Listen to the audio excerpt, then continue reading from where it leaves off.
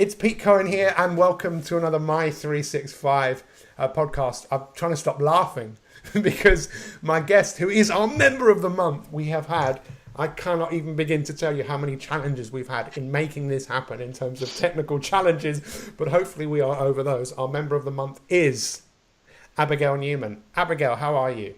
I'm fine. I've just been laughing to myself ever since you and Hannah told me. And yes, we've had a few difficulties, but I think you've got a saying about difficulties, haven't you? Yeah, I think this is obviously a test, but it's also quite interesting because we've had issues with sound. And one of the things that you do is you actually read for the sign language, right, for deaf people. Yeah, I'm a support worker for autistic people, and I also do sign language. And I've got a deaf stepson. That's how I learnt to sign in the first place. Wow. So how do you say, well done, you're amazing? Well done, you are fantastic. Wow. You really are. So tell us a little bit about what it is tell us first of all, how did you come across My 365? Well, I was in another Facebook group a while ago, and I met up with Joanne Gibbons on Facebook, and then we met in real life as well.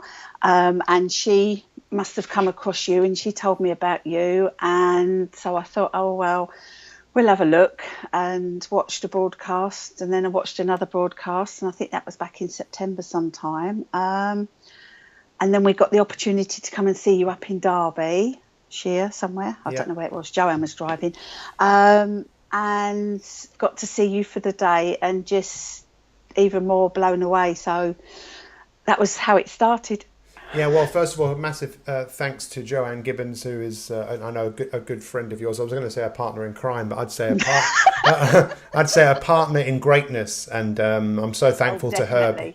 Because, meeting you and seeing your journey of what you've achieved is amazing. And the reason we wanted you to be our member of the month is we've watched your journey and we've seen how you've inspired many other people by the steps that you've taken in your life. So tell us a little bit about what you've achieved. I know that you've lost, I say lost, it's such a terrible word, as if I've lost my glasses or I've lost my something, but that's one of the reasons I think people end up losing weight, putting it back on again, because we tend to find things that we lose. But I know that's not going to be the case with you. You've lost 3 stone, which is 28, 30, 38, 42 pounds in weight, which is fantastic.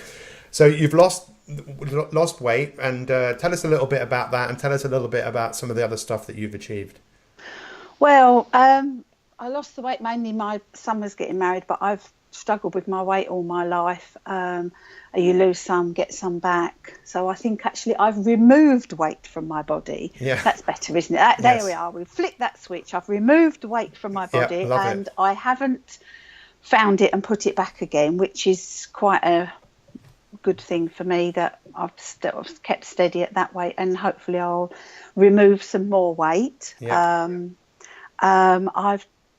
I do the Couch to 5K. I'm working my way back through that again because I was back to walking. I do the park run every weekend, and I also am a volunteer sometimes with our local park run, and they do a children's park run on a Sunday, so I'm a volunteer. Wow! So you've not only run 5K yourself, but you've also now inspiring other people to do the same thing. Yes, I think actually there's a lady in My 365 who has been watching me, lurking in the background in our park. So hopefully one day she'll come and introduce herself to me. Yes. But I totally get where she's coming from. I would join slimming clubs, but I would only go with my friend. If my friend couldn't make it one week, I wouldn't go either. And then I couldn't make it the next week, and she wouldn't go without me. And then you lose it again. And I think actually you've got to realise you're the only person that can change you. Yes, I think one of the things we made in one of our previous attempts to do this was about the narrative. And often we're around people who tell themselves the narrative of why they can't. It's like you surround yourself with people with problems, then you can just tend to, your problem can get worse, or you think you've got your problem for life. And you've changed your narrative. And what is the narrative that you're now telling yourself about who you are and your life and where you're going with your life? I suppose the biggest thing is I can do it myself. I was always, and I would always go and support anybody else. Oh, I want to go here. I'll go with you. I'll go with you. But I wouldn't ask people. I want them to come with me. But now I realise I don't need anybody. You know, 5:30 Wow. this morning, I was running along our river. I know Joanne's very jealous of my river, but I was running along the river by myself. I didn't care what people saw. Wow. I just wanted to be me. And I think this thing where you get us to make videos and where we post photographs of ourselves, nobody really likes their video, nobody likes their photograph, but we've got to accept that's what we look like. And the people that love us for what we are now, not what we might be in the future, but we seem to want to be in the future and love the future self. But actually, we've got to love ourselves today. Wow, it's so powerful. I saw someone called Susie Beaumont, who I know is someone who's inspired so many people. She made a video the other day about chasing something in the future to allow yourself to feel something in the future rather than feeling it now. But I must admit, you've just said something that was hugely profound, because I suppose one of my goals is I want people to own what they're doing. I don't want to own it. It's not mine, you know. And I think what you've done is just everything I embody, which is I don't need you. You're great and it's fantastic, you and everybody else, but I'm not doing it for everyone else. I'm doing it for me. If it inspires someone, then that's amazing. That's brilliant. And I think that that's one of the most courageous things that any human being can do. But as we know, it requires effort. It requires some skill. It requires some heart. And I just think that's awesome. Tell me what you've made of being an elite member of My365. I think it's been surrounded with the positivity, and everybody has their sad days, and we'll be for each other for the sad days. But in elite, you just know that those people, it's not about the money, you know. A fiver, you know, you can go out and buy yourself a coffee and a cake, and it's more than that. But it's actually, I'm signing up for something for me, and everybody else is wanting something for them, but they're wanting something for everybody else as well. Yeah. But we're just all leading the same way. Yeah, no, I think it's a culture, isn't it? It's a culture of we are growing. It's not a culture of we're kind of just going to stay put, and we kind of want more, I suppose. So what is it that you want more of right now, apart from removing some more weight from your body? What do I want more? I want more just happiness and being contented. I don't want fast cars and big houses and things like that. People say, oh, I want a business. Yeah, lovely, you want a business, and you know, fantastic if that's your thing. My thing is just helping people and making everybody else's life better. But I see if my life isn't better, then I can't help anybody else's life be better. And that was something I always was distracted, help other people, and then my problems go in the background. But actually get rid of my problems, and then I'm there 100% to help other people. Yeah, it's hugely profound, isn't it? And I think I was just talking to a group of people this morning about becoming inspired to the point where you wake up in the morning and you want to follow yourself. It's like, I want to follow that person. That person inspires me. And I don't think that's always the easiest thing to do, because, you know, life isn't always the way that we possibly would like it to be. But are you someone now that you look at yourself and say, you know, I want to follow you?